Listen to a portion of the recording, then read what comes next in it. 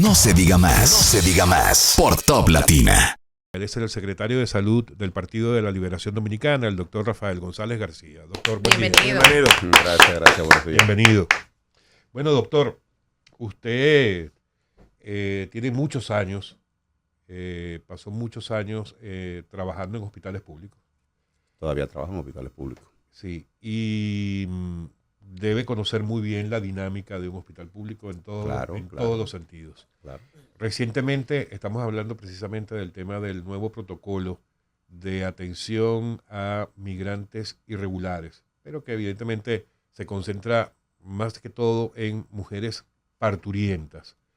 Se ha criticado el protocolo en el sentido de que cómo es posible que se deporte a estas mujeres recién dan a luz con un niño de tan solo días de nacido en brazos, etcétera, etcétera. Pero definitivamente era una situación, o sigue siendo de alguna manera una situación que afecta en gran medida al país en términos de presupuesto, en términos de atención hospitalaria. ¿Cómo ve usted esto? No, mira,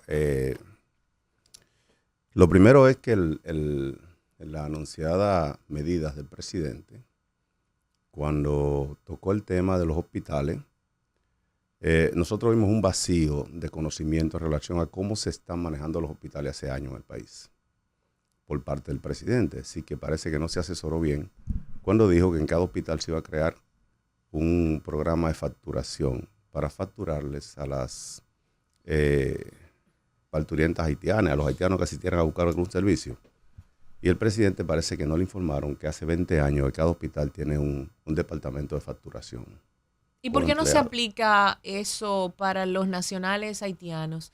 ¿O se aplica y nosotros los dominicanos lo desconocemos? Porque la queja viene de que muchos dominicanos dicen, a mí me cobran, pero los haitianos no pagan. ¿Cuál es la realidad? Le quiero decir una cosa.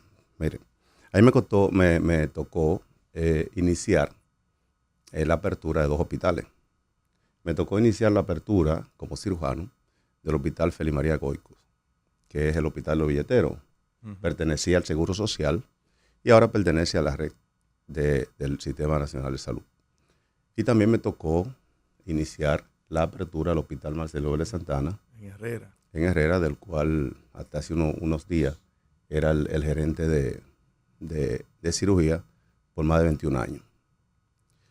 Nosotros, el problema, que es lo que le digo, un vacío de conocimiento en el discurso del presidente con relación al llamado a que se creara un sistema de facturación que existe ya en todos los hospitales. Pero ¿cuál es el problema? Nosotros recibimos un haitiano, se le da la atención, se le da la asistencia y al final se genera una factura. El haitiano se retiene por 1 o 2 días y al final terminamos trabajo social dándole el alta, porque no lo vamos a tener preso. Ya después que genera una factura y no hay dinero para pagar. Eso pasa con los dominicanos. Y es lo que ocurre con las parturientas en las maternidades. Le hacen su factura de tanto de los gastos que incurre ella como parturienta, como persona física, y también de los gastos que incurre la atención al nuevo recién nacido que ella trae en el vientre. Y se le da una factura. Y esa factura que se genera, al final, ¿quién la paga? Nadie. No, claro que sí. No la pagamos nosotros. La pago yo. La paga usted. Alguien paga la cena, doctor. Es lo que le digo. Lo gratis no existe. Lo que quiero decirle es que eso existe ya por años, que vemos ese servicio, se factura y no se paga. Wow. Al final lo que quiero decirle es que el presidente, y eso no es una cuando irresponsabilidad. cuando habló de esto, parece que desconocía que eso ocurría y que los médicos que trabajamos en el hospital, parece que el director del SNS, como nunca ha trabajado en un hospital público, no sabe que los hospitales generan una factura, todos. Bueno, me imagino que lo saben porque esa factura es la que luego se suma y de ahí es que se sacan las cifras para decir, invertimos tanto en parturientas, invertimos tanto en nacionales haitianos. Bueno, supongo yo, porque la data sale de algún lado. Busque usted ahí, en el que no miente, el discurso del presidente. Vamos a crear un sistema de facturación en cada hospital. Entonces, cuando ya eso existe, ¿qué está haciendo? Dando un vacío de conocimiento. Doctor, entonces, lo otro es que el flamante director en en el chiste que se hace todos los lunes de la semanal. Dice, ya hemos creado el sistema de facturación y le vamos a facturar los gastos. Eso se hace. Es decir, cada factura que genera un hospital genera 3 formas de gasto. Los gastos hospitalarios, que son los gastos de hotelería, cama e insumos. Los gastos de medicamentos y los gastos de honorarios médicos. Esos son tres. Sí, eso es lo que conforma una factura en medicina. ¿Usted está de acuerdo con estas medidas? Ya estamos de acuerdo, el presidente no sabía que se facturaba, el director no sabía que se facturaba, pero usted, como profesional, como político, ¿está de acuerdo con estas medidas que se tomaron? Si me permite, te digo algo. Ahora, esa parturienta haitiana, el servicio de un haitiano, al Estado le va a salir más caro. ¿Cómo así? Porque se genera una factura que no pagan y ahora vamos a contratar un personal extra en cada hospital. No, porque entonces no van a venir a parir, esa factura no se va a generar. Van a seguir viniendo, porque yo te voy a decir una cosa. La semana pasada, el director de inmigración estaba visitando las maternidades mientras llegaba un autobús lleno de haitianas y haitianos a 14,000 pesos cada uno. Y por ejemplo, cuando el Entonces, PLD... si el problema no se resuelve en la matriz, que es acabando la mafia del tránsito que hay en la frontera. ¿Qué se hizo en los gobiernos del PLD para esa parte? Mire, ¿Qué puede presentar el PLD como solución al país de lo que se hacía en su gestión para frenar el tráfico ilegal en la frontera? Mire, el PLD estableció mecanismos para mitigar esto. Sí, porque no se va a eliminar del todo. Nosotros si había una contrainformación, y no sé si usted recuerda que hubieron muchos militares sometidos por el asunto del tráfico. Sí, duraron una semana sometidos. Y eso está en las redes. Ahora, dígame usted, con este tráfico que hay y el anuncio que se hizo, ¿cuánto hemos sometido? Porque yo estaba en San Juan el fin de semana pasado y pasé 4 retenes. Yo he traído la jipeta mía llena de haitianos, paso sin ningún problema. ¿Por qué? Bajo el cristal, saludo, siga. Entonces, ¿qué estamos? Pagando un personal que no está ejerciendo la función por la cual lo pusimos en el local. Pero no obstante a eso también, ¿cómo llegan los haitianos en manada, en autobuses que pasan la frontera, que tienen la frontera?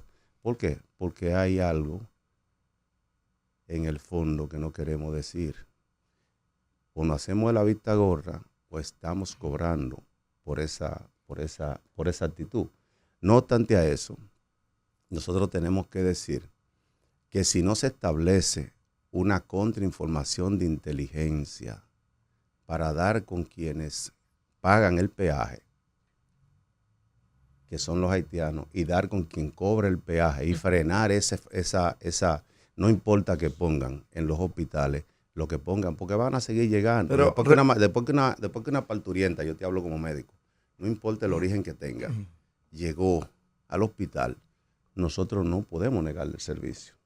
Igual que no se lo negamos a un delincuente. El protocolo no establece que le nieguen el servicio. El protocolo lo que establece es que se le dé la atención necesaria en el momento y luego deportada. Sí, eso ha ocurrido siempre.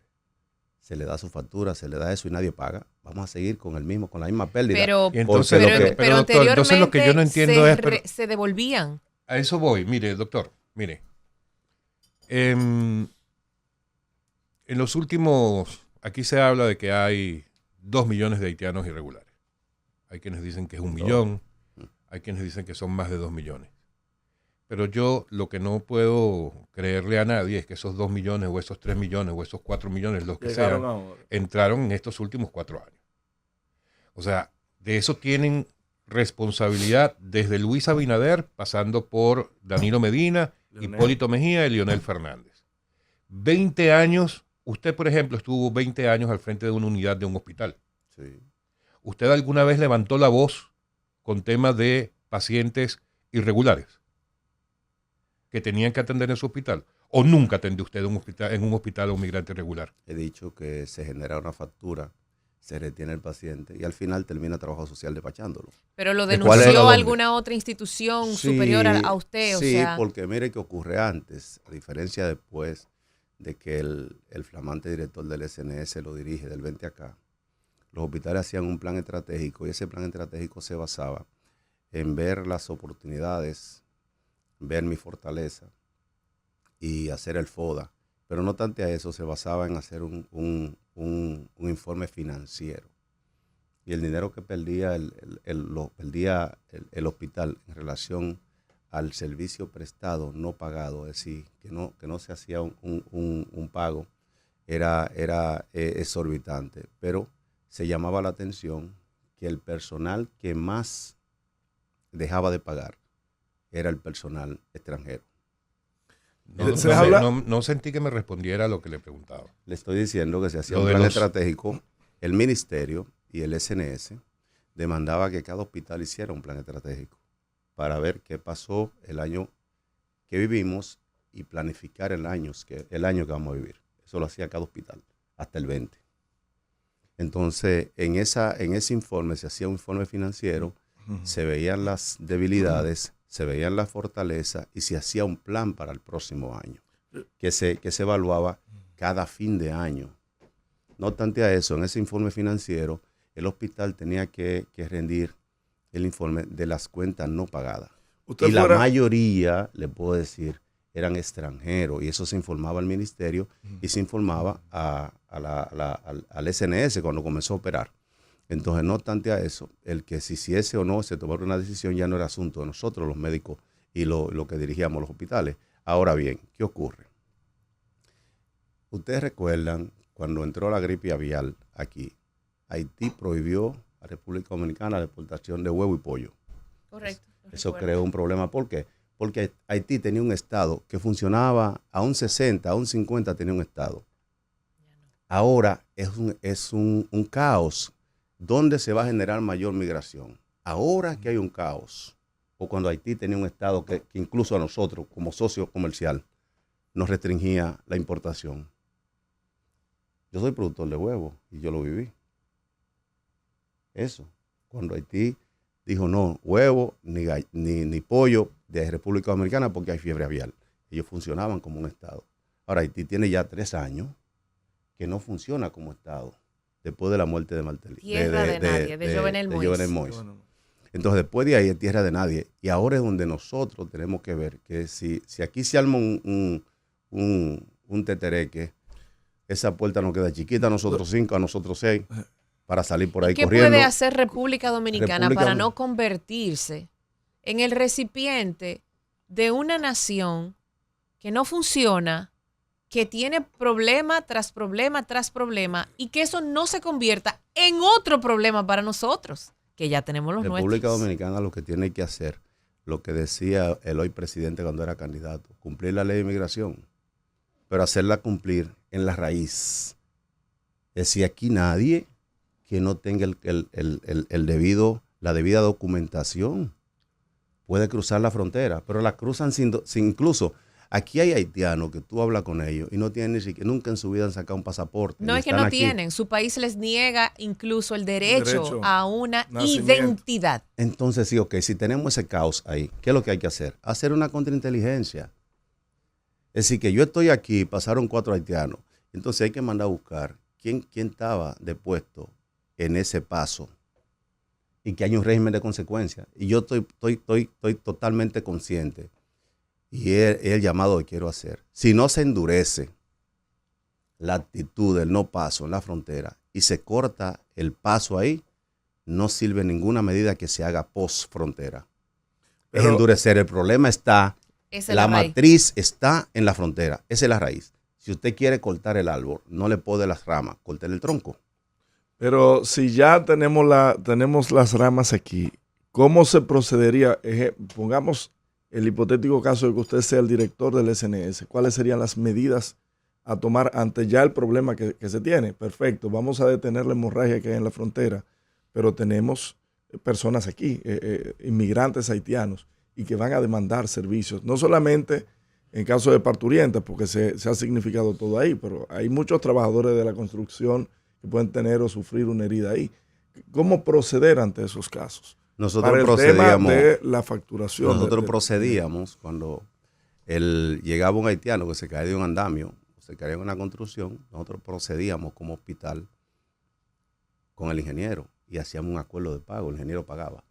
Ahora con la parturienta no hay forma, porque llegan y no saben. Incluso el hospital de Herrera y la mayoría de los hospitales contrataban intérpretes, porque el problema también era el idioma.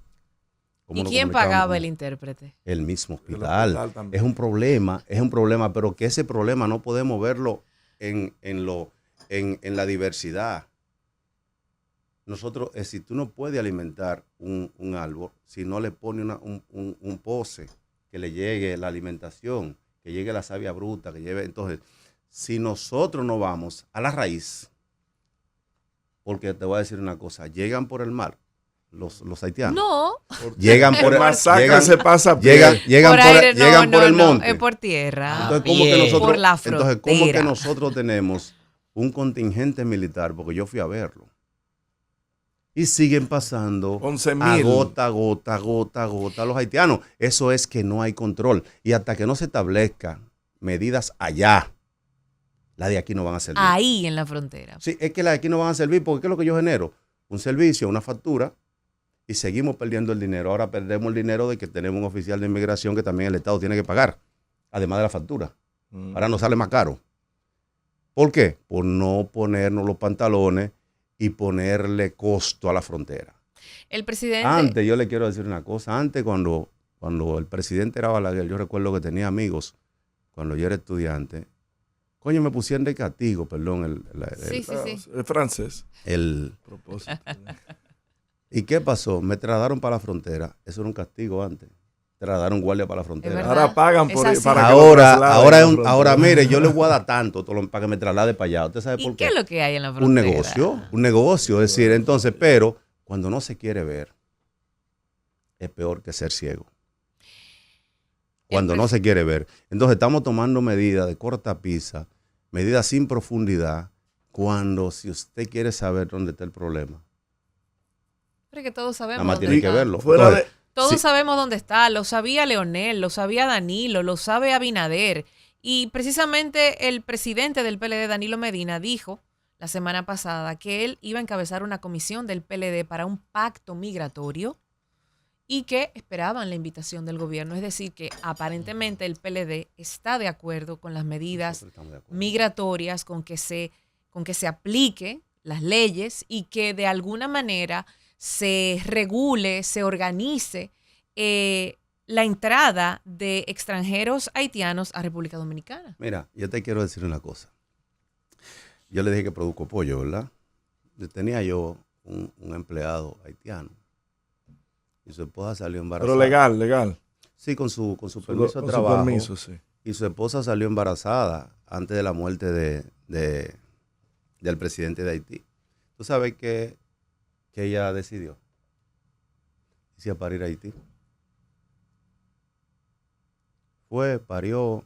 Yo le di un permiso de un mes al empleado. Fue con ella, duraron un mes allá y volvieron con su hijo.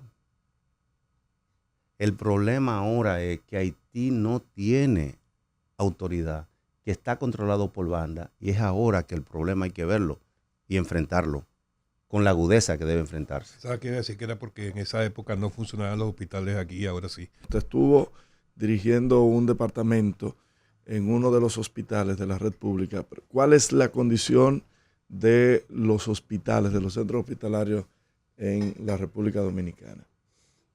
Mira, el sistema hospitalario nacional, lo primero es que se han abandonado todo lo que nos encaminaba hacia tener un sistema hospitalario eficiente. ¿Qué es lo primero? Te puedo decir, como te dije al inicio de la entrevista, nosotros iniciamos el rol de dirigir hospitales que iniciaban con nosotros. Por ejemplo, el Félix María Goico. Se establecieron allí protocolos que ese hospital, con todo y la crisis que afectó al seguro en la gestión del director de turno, en ese tiempo, William Hanna, no llegó al Goico, porque establecimos mecanismos para que el hospital se convirtiera en un hospital productivo, arrancaba. El Hospital Marcelino Vélez Santana, que fue el primer modelo de hospital autogestionado, pues funcionaba porque el hospital primero elegía a su personal. Sobre una entrevista, y a esa entrevista se le buscaba el perfil que el hospital interpretaba que debía tener el personal. Llegó el 2020. Yo como gerente me encontraba en el pasillo. ¿Quién? No, yo soy fulano de tal. ¿Qué? Bueno, yo soy cirujano. ¿Y quién lo nombró? El SNS. Pero cuando tú te sentabas con ese individuo a decirle, yo necesito un individuo para miércoles, viernes, lunes, decía, no, yo no puedo. Pero tú no tienes jurisdicción sobre él porque te lo mandaron de allá.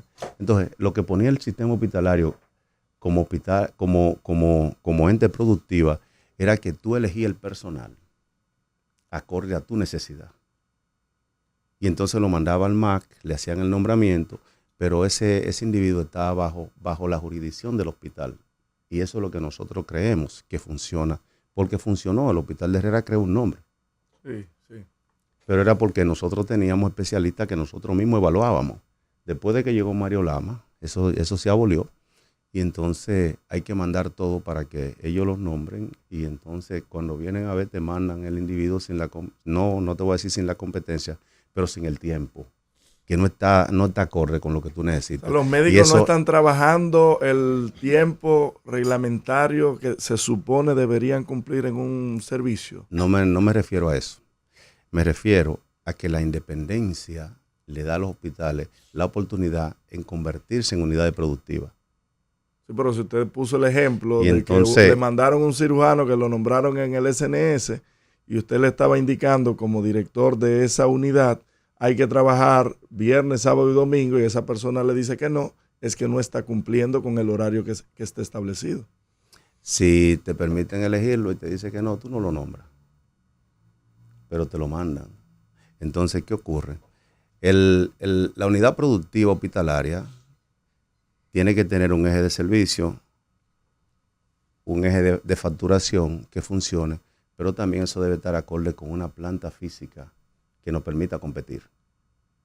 Si tú ves lo que está ocurriendo en los hospitales ahora mismo, el deterioro de la planta física, sin el lavado de cara que exhibe el director del SNS con relación a que habilitamos la emergencia, es deprimente.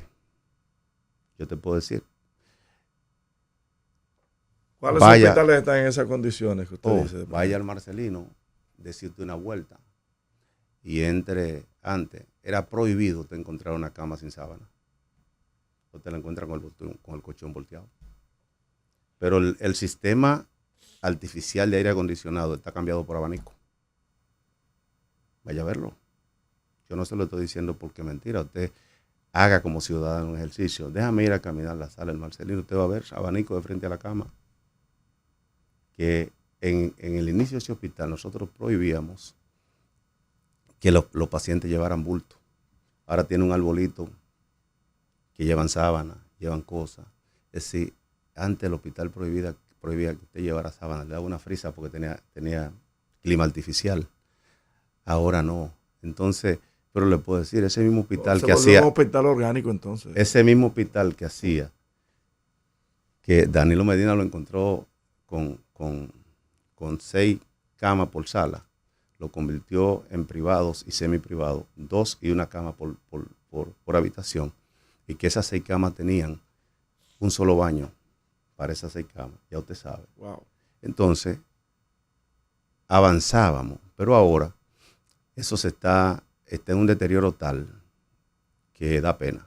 Si el que vivió lo que pasó y está viviendo esto ahora con relación a la hotelería y relación a la planta física, aunque el director del SNS quiera decir, bueno, nosotros fuimos al hospital de Rincón, le remozamos, lo pintamos y eso, pero vaya al área de hospitalización, que es lo que da la dignidad.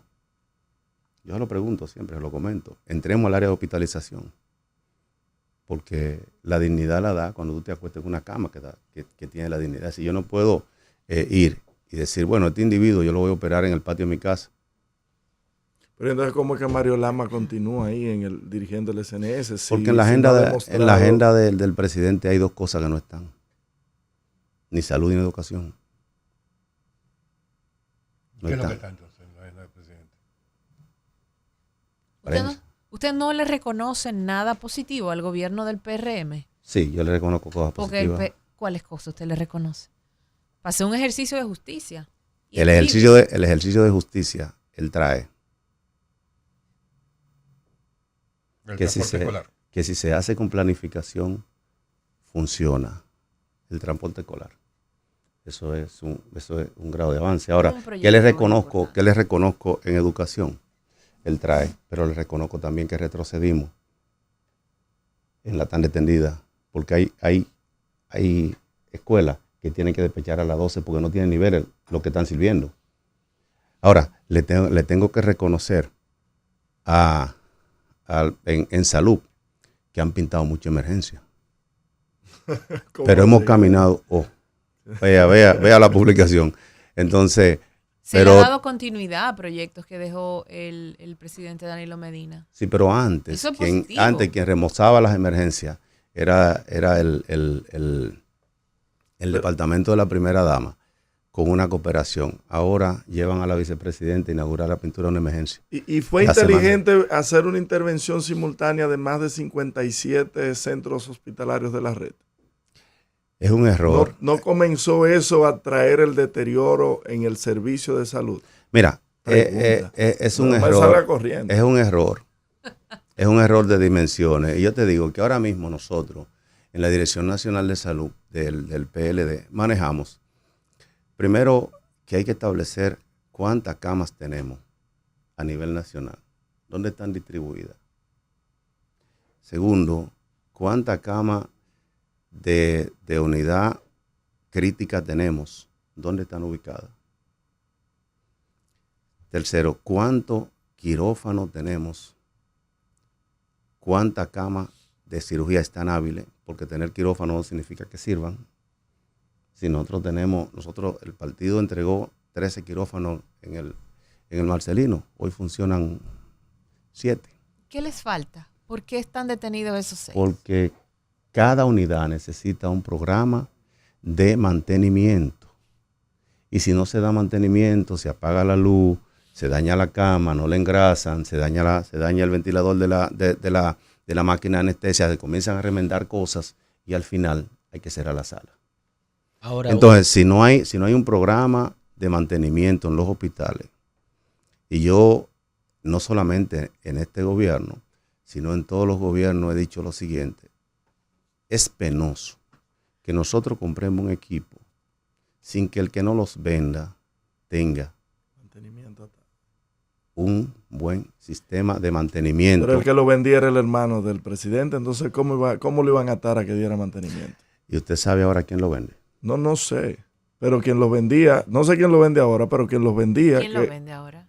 ¿Quién lo vende ahora, doctor? Porque quien lo vendía era el hermano del presidente. Pero le puedo decir una cosa. Indefectiblemente de eso, teníamos una unidad que servía. Teníamos hospitales que eran unidades. Pero no estaba atado a mantenimiento porque la idea era vender y soltar eso. No tener una infraestructura para poder darle continuidad. Le quiero decir algo. Nosotros compramos autoclave de Matachana. ¿Quién fue el intermediario? ¿Qué me importa a mí? No sé. Pero Matachana, cada vez que se dañaba un autoclave, estaba ahí resolviéndolo. Que había que esperar que la pieza viniera de España, ok. Pero ahora se daña el autoclave. No tenemos una unidad funcional que responda porque se dañó ese equipo. Y tenemos que hacerlo con los técnicos de nosotros en el hospital. ¿Quién funcionaba más? Cuando tú tienes una casa multinacional que tiene las piezas, que aunque no estén aquí hay que pedirlas, y ella manda a los técnicos como responsables, o ahora que no hay a quien llamar. Ahí me entregaron un autoclave en el hospital de Herrera, nunca lo pudimos poner a funcionar, porque ni sabemos quién lo vendió. Me lo llevó el flamante director. Ahora, doctor. Entonces, eso es lo que yo he criticado siempre. Es decir, usted tiene que aprender los errores. No puedo comprar usted compra un carro sin garantía, en un carro nuevo. No. Lo lógico es que usted... Tiene cuántos años de Se le garantía entrega su tiene garantía. en piezas y servicios. Usted compra un electrodoméstico sin garantía. Y eso es lo que estamos haciendo ahora. Ahora no lo vende el hermano del presidente. ¿Quién lo vende? Pero No, ¿quién pero lo usted no vende? dijo, usted no ha- le hemos preguntado como 3 veces, no nos ha dicho quién es el que está Lo que vendiendo. pasa es que lo que le dije, me entregaron un autoclave para esterilización en frío. Él lo va a decir fuera del aire. Pero Y nosotros vamos nunca a pudimos hacer investigar. hacer contacto con el dueño de ese Con la autoclave, persona con la que- persona que lo vendió. Ahora, doctor, Y ese no ha esterilizado una sola vez. ¿Cuál sale más caro?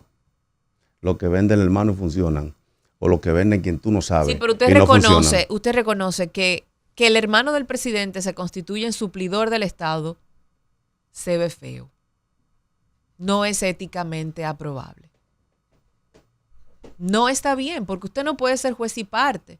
Se supone que incluso la misma Constitución dice que usted no puede legislar para favorecerse. Sin embargo, sucede. Entonces se ve feo. Miren, con relación a eso le quiero decir una cosa. Nosotros como partido no estamos apadrinando a nadie. El que la hizo, que la pague. Este beso me gusta. Ahora, Porque pasa ¿qué ahora aquí nosotros, también el que qué la haga, nosotros que la pague. queremos? ¿Qué nosotros queremos? Que la justicia tenga realmente los ojos vendados y la balanza. Que cada uno pague en relación al peso que cometió. Pero nosotros tenemos un ministro que lo canceló AstraZeneca con una declaración. El asunto de la vacuna y la sobrevaluación. Eso se judicializó. Tenemos un ministro de Educación que compró 1.800 millones de pesos dominicanos del bolsillo suyo y del mío. Y esos libros no aparecieron. Se judicializó. Nosotros tenemos un ministro de la vivienda que hizo un negocio con el Estado y eso se está ahí. Con unos terrenos. Eso se judicializó. Acusaban al PLD que le compraba todo el asfalto a Malespín y Malespín lo sigue vendiendo. ¿Y entonces qué problema había con eso? Ninguno. Entonces, si vamos a la justicia, nosotros tenemos que instruir a la justicia que se vende los ojos y que todo el que transgredió la línea, pues vamos contra él. Ahora, cuando se va solamente contra un grupo, tú pierdes la credibilidad. Pues yo le voy a decir una cosa. Ustedes todos vienen aquí a trabajar y al final su modo de vida es este trabajo. Pero si ustedes vienen aquí y se sientan a producir, pero el que se sienta en esa silla nunca viene, solamente viene cuando se va a repartir. Y es así, de hecho. Ay, Jorge. Entonces, ustedes se sienten agredidos y él le está quitando nada. ¿Verdad que no le está quitando nada? Pero se sienten agredidos porque ustedes producen en comunidad y cuando hay que repartir entonces viene la comunidad entera. Pero en ese sentido solamente produce un grupo. Y así mismo usted se siente cuando la justicia y pierde el nivel de respeto.